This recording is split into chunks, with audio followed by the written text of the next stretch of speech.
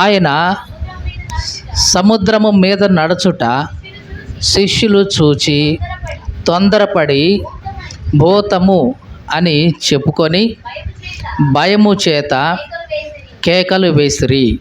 చదవబడిన మాటలో జరుగుతున్న సంఘటన మీకు చెప్తున్నాను. యేసుక్రీస్తు ఒకసారి సముద్రం మీద నడుస్తూ ఉన్నాడు. నడుస్తూ శిష్యుల దగ్గరికి వస్తున్నాడు. ఎందుకు శిష్యుల దగ్గరికి రావాలి? ఆయన పని ఆయన చూసుకోవచ్చు కదా అంటే శిష్యులు చాలా ఇబ్బంది పడతా ఉన్నారు. జరిగిన విషయం ఏంటంటే యేసుక్రీస్తు శిష్యులు ఒకసారి సముద్రం ఈ దారి నుంచి ఆ దారికి వెళ్ళిపోయారు. వెళ్ళిపోయిన తర్వాత అక్కడ చేయాల్సినవన్నీ చేశారు, అద్భుతాలన్నీ జరిగించారు.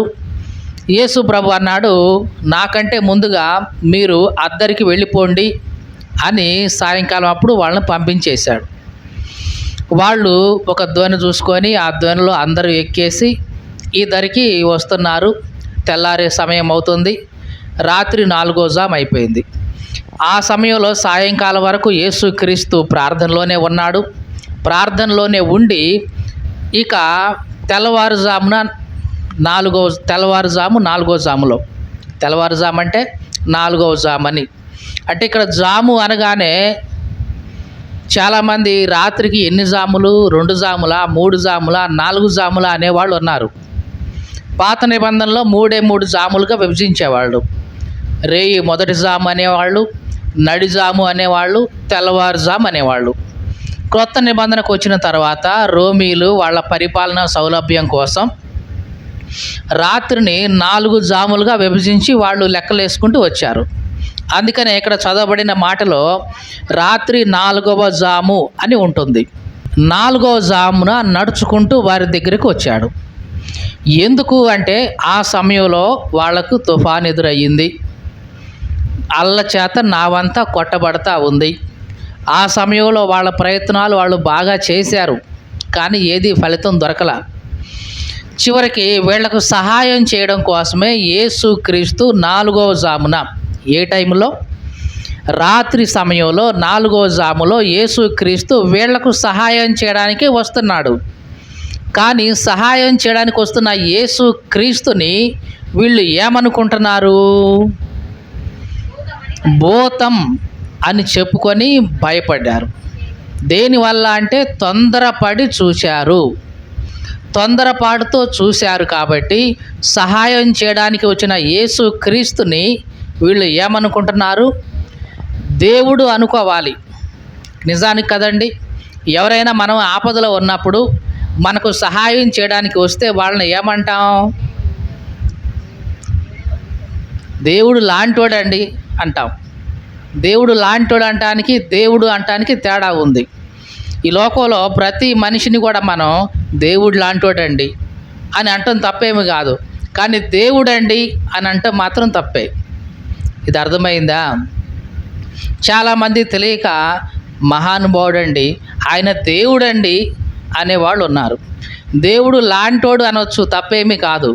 ఎందుకంటే దేవునికి మంచి చేసే మనసు ఉంటుంది, ఉపకారం చేసే మనసు ఉంటుంది, సహాయం చేసే మనసు ఉంటుంది. కాబట్టి ఏ మనిషి ద్వారా అయినా నువ్వు మేలు పొందితే ఆయన దేవుని లాంటి వాడు అంటాం, తప్పేమీ కాదు. కానీ ఆయనే దేవుడు అని అన్నావంటే కనుక అది తప్పే. ఎవరైనా మనకు సహాయం చేసినప్పుడు మనం ఏమంటాం? దేవుడు లాంటోడండి, నాకు సహాయం చేయడానికి వచ్చాడు, ఆ సమయంలో దేవుడు లాగానే వచ్చాడండి అని అంటాం. కానీ వీళ్ళు ఏమనుకుంటున్నారు? ఇప్పుడు ఈ సమయంలో యేసుక్రీస్తుని భూతం అని చెప్పుకుంటున్నారు. ఒక మాటలో చెప్పాలంటే దయ్యం అని చెప్పుకుంటున్నారు. ఇదంతా దేని వలన సంభవించిందంటే తొందరపాటు. దేనివల్ల అంటున్నాం? తొందరపాటు. మానవ జీవితంలో ఈ తొందరపాటు అనేది చాలా అనర్థాలకు దారితీస్తూ ఉంటుంది. తొందరపాటు ఎప్పుడైతే మన జీవితంలో ఉందో మనం విషయాన్ని సరిగ్గా అర్థం చేసుకోలేము. అంటే పాజిటివ్ వేలో అర్థం చేసుకోము, సరిగదా నెగిటివ్గా ఆలోచిస్తూ ఉంటాం. దేనివల్ల? తొందరపాటు వల్ల. అంటే ఈ తొందరపాటు ఏం చేస్తుంది? మనిషిని మంచిగా ఆలోచించనివ్వదు, తిన్నగా ఆలోచించనీయదు, పాజిటివ్ వేలో ఆలోచించనివ్వదు. సరిగదా? ప్రతిదీ నెగిటివ్ వేలో తీసుకుని పోతూ ఉంటుంది. ప్రతి చిన్న విషయాన్ని ముందు పాజిటివ్ వేలో కాకుండా ముందు నెగిటివ్ వేలో ఆలోచిస్తారు. అదేమంటే కీడెంచి మేలెంచమన్నారు కదండి. ఏమెంచాలంట? ముందు కీడెంచాలంట, తర్వాత మేలెంచాలంట. అంటే ముందు ఏం చేయాలంట? నెగిటివ్ వేలో ఆలోచించాలంట, తర్వాత పాజిటివ్ వేలో. ఇట్లాగా లోకంలో ఉంటుంది. కానీ దేవుడు అట్లా అనడు. ముందు నా గురించి నువ్వు సరిగ్గా ఆలోచించు, నన్ను పాజిటివ్ వేలో ఆలోచించు, అప్పుడు తర్వాత నెగిటివ్ గురించి మాట్లాడుకుందాం అంటాడు. యేసు క్రీస్తుని కూడా ఇక్కడ శిష్యులు ఏం చేస్తున్నారు? నెగిటివ్గా చూస్తున్నారు. దేనివల్ల ఇది అంటే తొందరపాటుతో చూడడం వలన. యేసు క్రీస్తునే కాదు, ఏ మనిషినైనా సరే నీ జీవితంలో తొందరపాటుతో చూస్తే, తొందరపాటుతో తీర్పు తీరిస్తే అది ఇదిగో ఇట్లాగే ఉంటుంది.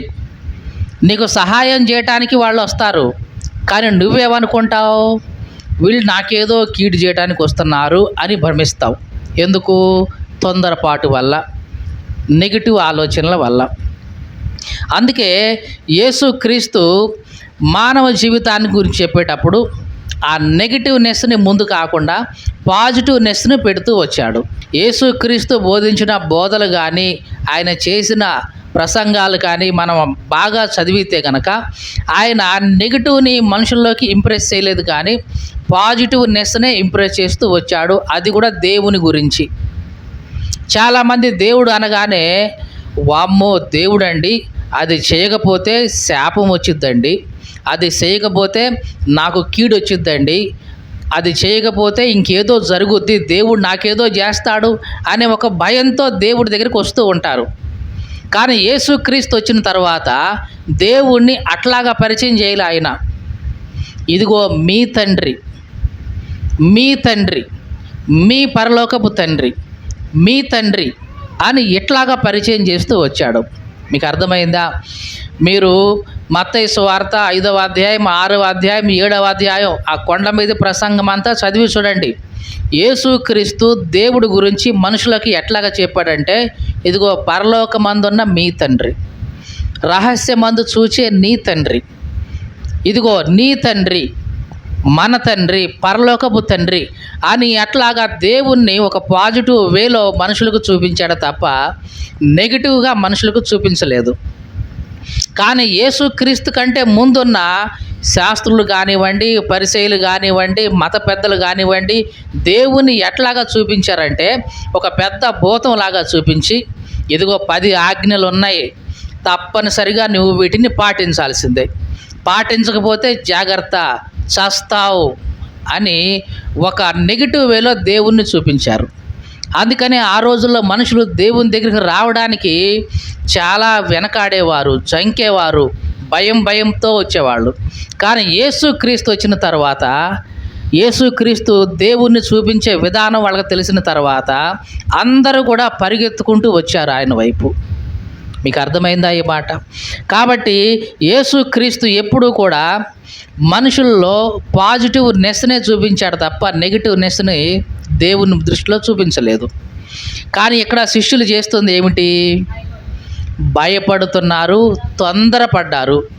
ఈ తొందరపాటు వల్లనే యేసుక్రీస్తుని వాళ్ళు ఎట్లా చూస్తున్నారు? నెగిటివ్గా, భూతంలాగా చూస్తున్నారు. ఈ మాటలు వింటున్న ప్రియ సహోదరి, సహోదరుడా, మరి నీ జీవితం ఎట్లా ఉంది? చాలామంది క్రైస్తవులు కూడా అండి దేవుణ్ణి నెగిటివ్ వేలోనే చూస్తారు, అంటే భూతంలాగానే చూస్తారు. ఎట్లాగా? ఇదిగో నాకు ఏదైనా, ఇదిగో నేను ప్రార్థన చేస్తే ఈరోజు దేవుడు నాకు కాపుదలు ఇస్తాడు, ఒకవేళ ప్రార్థన చేయకపోతే దేవుడు నాకు శిక్షే అని అట్లాగా నెగిటివ్లోకి వెళ్ళిపోతారు. ఈరోజు బైబిల్ చదివాను కాబట్టి దేవుడు నాకు తోడుంటాడు, ఒకవేళ ఏదైనా పని బాటల వల్ల బైబిల్ చదువుకోలేకపోయావు, ఇంకేముంది, ఈరోజు దేవుడు నా మీద కోపగించుకున్నాడు, ఈరోజు నాకు దేవుడి శిక్ష తప్పదు అని ఇట్లాగా నెగిటివ్ వేలో దేవుని గురించి ఆలోచన చేస్తాం. ఇదంతా ఏంటంటే ఒక ధర్మశాస్త్రపు కాడి కిందకు నువ్వు వెళ్ళినట్టు. ప్రార్థన చేయాలి, అది నీకు మంచిది, తప్పేమీ కాదు. బైబిల్ చదవాలి, అది నీ ఆత్మకు ఆరోగ్యం, మంచిదే. కానీ అవి చేయనంత మాత్రాన, అంటే ఏదైనా బై మిస్టేక్ వల్ల చేయలేకపోతే ఇక దేవుని శిక్ష నీ మీదకి వచ్చేసినట్లే అనంతగా నువ్వు భయపడాల్సిన పని లేదు. అంటే వాక్యం చదవకోకుండా ఉండొచ్చండి, ప్రార్థన చేయకుండా ఉండొచ్చండి, ఇది కాదు నీ అంటుంది. ఒకవేళ నీ అనారోగ్య పరిస్థితుల వలనో లేకుంటే ఇంక ఏదో పరిస్థితుల వల్ల నీవు ఒకవేళ ఒకరోజు కానీ చేయలేకపోయినా దేవుడు నీ మీద ఏదో కోపగించుకొని నీ మీదకి ఏదో శిక్ష తీర్పులు తెప్పించేవాడు కాదు. ఇట్లాగా నీవు దేవుణ్ణి అర్థం చేసుకోకూడదు. ఆయన మొట్టమొదటిసారిగా యేసుక్రీస్తు దేవుని గురించి చెప్పేటప్పుడు ఆయన నీకు తండ్రి అని చెప్పాడు. ఇది బాగా గుర్తుంచుకోండి. యేసుక్రీస్తు ప్రార్థన నేర్పేటప్పుడు ఏమన్నాడంటే పరలోకమందున్న మా తండ్రి అని పిలవమన్నాడు. అంటే తండ్రిని, దేవుణ్ణి ఎట్లాగ చూపిస్తున్నాడు? ఇదిగో పరలోకమందుండే ఇదిగో మీ తండ్రి ఈయన. అంటే దేవుడు మనకు ఎవరని చూపిస్తున్నాడు? తండ్రి. కాబట్టి దేవుణ్ణి ఒక తండ్రిలాగా ఆలోచించు. నీ తండ్రి గురించి నువ్వు ఎప్పుడైనా నెగిటివ్గా ఆలోచిస్తావా? నాకేదో కీడు చేద్దామని అనుకుంటున్నాడు మా నాన్న అని ఎప్పుడైనా అనుకుంటావా? అసలు ఏ బిడ్డైనా అనుకుంటుందా? అట్లాగా అనుకోదు. ఎందుకని? నా తండ్రి కాబట్టి ఏది చెప్పినా ఏది చేసినా నా మేలుకే, నా మంచికే అని నమ్ముతుంది బిడ్డ. కాబట్టి ఈ లోకంలో దేవుడు మనకు ఎవరు అంటే తండ్రి. దేవుణ్ణి మనం అర్థం చేసుకునే విధానం కూడా ఇట్లాగే ఉంటుంది, ఉండాలి. నీ తండ్రి ఒకవేళ నీకు తెలుసో తెలియకో ఒకవేళ తప్పు చేస్తే నీ తండ్రి శిక్షిస్తాడా లేదా? శిక్షిస్తాడు. ఎంతవరకు శిక్షిస్తాడు? నువ్వు ఆ విషయం గ్రహించేంతవరకు. అంతేగాని నువ్వు చచ్చిపోయేదాకా శిక్షిస్తాడా? చెప్పండి. నువ్వు చచ్చేదాకా అయితే శిక్ష విధించడు ఆయన. కానీ ఎంతవరకు అంటే నువ్వు దాని గురించి నీ తప్పేంటో తెలుసుకోవాలి, మరలా దాని జోలికి పోకుండా ఉండాలి అని ఈ ఉద్దేశంతో మాత్రమే దేవుడు శిక్షిస్తాడు. అలాగే దేవుడు కూడా నీకు తండ్రి. నీవు ఆయన అర్థం చేసుకోవాల్సిన విధానం ఇదే. ఒకవేళ నువ్వు ఇది గనక లోపించిందంటే, మీకు అర్థమైందండి, క్రైస్తవ జీవితంలో దేవుడు నాకు తండ్రి అనే ఈ మనసు ఎప్పుడైతే నీలో నుంచి బయటికి పోతుందో, ఇక నీవు కృప కింద నుంచి కాకుండా ధర్మశాస్త్రం కిందికి పోయినట్లే. మీకు అర్థమైందా ఈ మాట?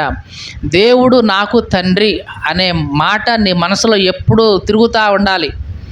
మన భాషలో చెప్పాలంటే మైండ్లో ఎప్పుడూ తిరుగుతూ ఉండాలి, పురుగులాగా తిరుగుతూ ఉండాలి. ఎట్లాగా? దేవుడు నాకు తండ్రి, దేవుడు నాకు తండ్రి. ఎప్పుడైతే ఈ మనసు కాకుండా దేవుణ్ణి నువ్వు ఒక ఇది ఆజ్ఞలు విధించేవాడు, శిక్ష అమలు చేసేవాడు, ఆజ్ఞలు పాటిస్తే మంచిగా చూసుకునేవాడు, లేకపోతే శిక్ష విధించేవాడు, ఈ రకంగా దేవుణ్ణి చూసుకున్నావంటే నీవు కృప కింద లేవు, ధర్మశాస్త్రంలోకి దూరిపోయినట్లే, మరలా దాస్యమనే కాడిలో చిక్కుకున్నట్లే. కాబట్టి యేసుక్రీస్తు దేవుని గురించి చెప్పేటప్పుడు ఇట్లాగే ఒక తండ్రిగా చూపించుకుంటూ వచ్చాడు. మరి నువ్వు ఎట్లా చూస్తున్నావు? తండ్రిలాగే చూస్తున్నావా? తండ్రిలాగానే చూస్తే ప్రతిరోజు నీవు ఆయన దగ్గరికి వెళతావు. ఎప్పుడు నీకు సమయం దొరికితే అప్పుడు వెళ్ళి ఆయనతో నువ్వు మాట్లాడడం ప్రారంభిస్తావు, సంభాషణ చేయడం ప్రారంభిస్తావు. అవునా కాదా? ఈ లోకంలో ఒక బిడ్డ తండ్రిని ప్రేమిస్తే ఏం చేస్తుంది? తండ్రితోనే ఎక్కువ సమయం ఉండడానికి ఇష్టపడుతుంది. ఒకవేళ కాదు కూడదు, తండ్రిని ప్రేమించట్లేదు అంటే ఎంతసేపటికి తండ్రి నుంచి దూరం అయిపోదామా, ఎప్పుడైనా బయటికి పోతాడా, ఎప్పుడు నేను ఉరికొచ్చా అని చూస్తూ ఉంటుంది కదా. కాబట్టి ఎట్లాగున్నా మనం దేవుని దృష్టిలో దేవుణ్ణి ప్రేమించే బిడ్డవైతే గనక ప్రతిసారి నువ్వేం చేస్తావు? దేవునికి దగ్గరగా వస్తావు. ఎప్పుడు అవకాశం దొరికితే, ఎప్పుడు సమయం దొరికితే ఇదిగో దేవుని సన్నిధికి వెళ్ళి ప్రార్థన చేస్తూ ఆయనతో సహవాసం చేస్తావు. ఒకవేళ లేకపోతే ఈ ప్రార్థన ఎప్పుడు అయిపోద్దా, ఎంతసేపు చెప్తున్నారేంటి, ఇంత టైం చెప్తున్నారేంటి అని ఇట్లాగా నువ్వు ఆలోచిస్తూ ఉంటావు. జనరల్గా చాలామంది క్రైస్తవులు చేసేది అదే. ఎందుకంటే పాపం వాళ్ళు దేవుణ్ణి ప్రేమించే మనసు ఉండదు. ఆదివారం ఒక్కరోజు వస్తారు, ఆ ఒక్కరోజు కూడా గంట సేపు కూర్చోవాలంటే చాలా ఇబ్బంది పడతారు. 10 నిమిషాలకు 10 సార్లు ఆ టైం చూస్తూనే ఉంటారు. ఈ అయ్యగారు ఎప్పుడు కనెత్తరు ఇంక ప్రసంగం, ఇంకెప్పటికి అయిపోద్ది ప్రార్థన అని ఒకటికి 100 సార్లు ఆలోచిస్తారు. కూర్చునేది గంటే కానీ ఎప్పుడైపోద్ది అని ఈ ఆలోచన మాత్రం దాదాపు గంట సేపు తిరుగుతూనే ఉంటుంది. ఇంకెంతసేపు ఇక ఆదివారం వచ్చింది, తప్పనేరక వచ్చాం ప్రార్థనకి, ఈయనేమో తొందరగా కానీయడు, అది ఇది చెబుతూ ఉంటాడు, టైం అయిపోతూనే ఉంటుంది, మళ్ళీ చాలా పనులు పెండింగ్లో ఉన్నాయి. ఇవన్నీ ఆలోచించుకుంటూనే గంట అయిపోతుంది. ఇట్లాగా దేవుని సన్నిధిలో పోయాము వచ్చాము అంతే. ఇక కానీ ఇది కాదు నువ్వు దేవుణ్ణి ప్రేమించే పద్ధతి, దేవుని దగ్గరికి వచ్చే పద్ధతి. దేవుణ్ణి ఎట్లాగా చూడాలి? నీ తండ్రిలాగా చూడాలి. ఎప్పుడైతే తండ్రిలాగా చూస్తావో నీవు కృప కింద ఉంటావు. ఇక్కడ శిష్యులు నెగిటివ్ వేలో యేసు ప్రభువుని ఆలోచిస్తున్నట్లుగా చాలామంది దేవుని బిడ్డలు కూడా దేవుని గురించి ఇట్లాగా నెగిటివ్గా ఆలోచిస్తూ ఉంటారు. దేవుని గురించి మంచి అభిప్రాయం కలిగి ఉన్న వాళ్ళు వేరు, నెగిటివ్ అభిప్రాయం కలిగి ఉన్న వాళ్ళు వేరు. ఒక రాజు తన దగ్గర ఉన్న ఆస్తిని కింద ఉన్న వాళ్ళకు వ్యాపారం చేసుకోవడానికి ఇచ్చాడు. తలాంతు అంటే ఆ రోజుల్లోనే 3600 రూపాయలు. ఏమంటున్నాం? 3600 రూపాయలు ఒక తలాంతు అంటే దగ్గరగా 10 తలాంతులు అప్పగించాడు ఒక అతనికి, ఇంకొక అతనికి 5 తలాంతులు, ఇంకో అతనికి 3, ఇంకో అతనికి 2, ఇంకో అతనికి 1 అట్లా అప్పగించి వెళ్ళిపోయాడు. వెళ్ళిపోయి వ్యాపారం చేయండి అయ్యా అని వెళ్ళిపోయాడు. ఈ రాజు బయటికి వెళ్ళి వేరే రాజ్యాలను చేయించి మళ్ళీ తిరిగి వచ్చిన తర్వాత ఇక లెక్క అడిగాడు. 10 తలాంతులు అప్పగించిన వాడిని పిలిచాడు. అబ్బాయి ఏం చేశావు నేను ఇచ్చిన డబ్బుతో అని అడిగితే ఇతను అన్నాడు, అయ్యా నువ్వు నాకు 10 తలాంతులు అప్పగించావు కదా, నేను మళ్ళా ఇంకో 10 తలాంతులు సంపాదించాను, ఇగో చూడండి అన్నాడు. జాగ్రత్తగా చూడండి, ఇదిగో చూడండి అన్నాడు. అంటే బలా నమ్మకమైన దాసుడా అని నాకు ఇచ్చేయి అన్నాడా? అనలేదు. నీ దగ్గరే పెట్టుకో, నీవు నమ్మకంగా వ్యాపారం చేసి అభివృద్ధి చేశావు, అట్లాంటి మనసు నీకుంది కాబట్టి ఇదిగో నీకు ఈసారి 10 తలాంతులు కాదు 10 రాజ్యాలు అప్పగిస్తున్నా, వ్యాపారం చేసుకో, ఏలుకో అన్నాడు. అలాగే 5 ఇచ్చిన వాడిని పిలిచాడు. ఏ అబ్బాయి నీ సంగతి ఏంటి? అయ్యా నువ్వు నాకు 5 తలాంతులు అప్పగించావు కదా, నేను వ్యాపారం చేసి ఇంకొక 5 సంపాదించా, ఏవి? ఇదిగోండి అయ్యా చూడండి, నాకు ఇవ్వు అనలేదు. బలా నమ్మకమైన మంచి దాసురా, నీవు ఈ 5 నమ్మకంగా ఉన్నావు కాబట్టి నీకు కూడా 5 రాజ్యాలను అప్పగిస్తున్నా, వ్యాపారం చేసుకో, అభివృద్ధి పొందు, పరిపాలన చేసుకో హ్యాపీగా అన్నాడు. అట్లాగే 2 తీసుకున్నవాడు వచ్చి చూపించాడు, వాడికి అంతే అన్నాడు. చివరికి 1 తీసుకున్నవాడు ముందుకు వచ్చాడు. 1 తలాంతు అంటే ఎంత అన్నాం? 3600 రూపాయలు ఆ రోజుల్లోనే. ఏ రోజుల్లో? ఆ రోజుల్లోనే. ఆ రోజుల్లో ఒక రోజంతా పని చేస్తే వచ్చేది ఎంత తెలుసా అండి? 1 దేనారు. 1 దేనారం అంటే ₹1/2. మరి 3600 రూపాయలు అంటే అదేమన్నా కొద్ది మొత్తమా? చాలా పెద్ద ఎక్కువ. దాంతో వాడేం చేయాలి? వ్యాపారం చేయాలి కదా. చేయకుండా దాన్ని ఒక మూటలో కట్టేసి దాన్ని తీసుకెళ్ళి భూమిలో పాతిపెట్టి చివరికి ఇదిగో నువ్వు ఏం చేసావు దాంతో అంటే ఇదిగో అని బయటికి తీసి, ఇదిగో నీ సంగతి నాకు తెలుసు, నీవు ఎట్లాంటి వాడివి? చల్లని చోట పంట కూర్చుకునేవాడివి, విత్తని చోట కోసేవాడివి, అట్లాంటి కఠినుడివి నువ్వు అని నాకు తెలుసు నీ గురించి. అందుకనే నేనేం చేశా, నీ సొమ్ము తీసుకెళ్ళి భూమిలో పాతెట్టా, ఇదిగో నీది నువ్వు తీసుకో అని అప్పుడు చేతిలో పెడుతున్నాడు. ఇక్కడ మంచి ఉద్దేశంతో యజమానుడు అతనికి సొమ్మిచ్చి బాగుపడరా అబ్బాయి, అభివృద్ధి చెందరా అబ్బాయిని ఇస్తే వీడు యజమానుడు గురించి ఏం చేస్తున్నాడు? నెగిటివ్గా ఆలోచిస్తున్నాడు. నా యజమానుడు ఎందుకు ఇచ్చాడు నాకు ఇది అంటే నేను వ్యాపారం చేసి నేను అభివృద్ధి చేస్తే ఈయన తేరగా పట్టుకొని పోదామనే, అందుకే నాకు ఇచ్చింది. అంటే ఆయన కష్టపడకూడదు, లాభం మాత్రం రావాలా? అంటే నేను కష్టపడితే ఆయన కోసుకుంటాడా? నేను విత్తితే ఆయన పంట కోసుకుంటాడా? నేను నాటితే ఆయన తింటాడా అని ఇట్లాగా ఒక నెగిటివ్గా ఆలోచించి దానితో ఏ అభివృద్ధి పొందలేదు, ఏమీ చేయలేదు, అట్లాగే ఉంచాడు. ఈ మాటలు వింటున్న ప్రియ సహోదరి సహోదరుడా, దేవుడు నీకు సహాయం చేయడానికి వచ్చినప్పుడు ఆయన గురించి నీవు నెగిటివ్గా ఆలోచిస్తే, చెడుగా ఆలోచిస్తే అది నీవు ఎట్లాగూ అభివృద్ధి పొందవు సరిగదా. నీ వల్ల ఇతరులకు కూడా ఏ ప్రయోజనం ఉండదు. ఆ యజమానుడు చివరికి అంతే అన్నాడు. ఏమన్నాడంటే, సోమరివైన చెడ్డదాసుడా. ఏమని పిలిచాడు ఇతన్ని ఇప్పుడు ఆ యజమానుడు? సోమరివైన చెడ్డదాసుడా. వీడు సోమరివాడు, అంటే వ్యాపారం చేయడానికి ఇష్టపడలేదు, కష్టపడడానికి ఇష్టపడలేదు, పని చేయడానికి ఇష్టపడలేదు, పైగా సోమరివైన చెడ్డదాసుడా అంటున్నాడు. చెడ్డదాసుడా అంటే ఎందుకు చెడ్డవాడు అని అంటున్నాడు ఇతన్ని? మంచి ఉద్దేశంతో నేను నీకు బాగుపడరా అని డబ్బులు ఇస్తే నీ ఆలోచనలు ఎట్లున్నాయి నీ ఆలోచనలు? అంటే ఇదిగో నేను వ్యాపారం చేస్తే ఇస్తే ఈయన తీసుకోవడానికే నాకు ఇచ్చింది డబ్బులు, అంటే నేను కష్టపడి పోగు చేస్తే ఈయన వచ్చి తేరగా పట్టుకోబోతాడా ఏంటి అని తన యజమానుడు గురించి నెగిటివ్గా ఆలోచించే మనసు వీడిలో ఉంది. అందుకనే యజమానుడు వీడిని ఏమంటున్నాడు? ఒరే సోమరివాడా, చెడ్డవాడా అంటున్నాడు.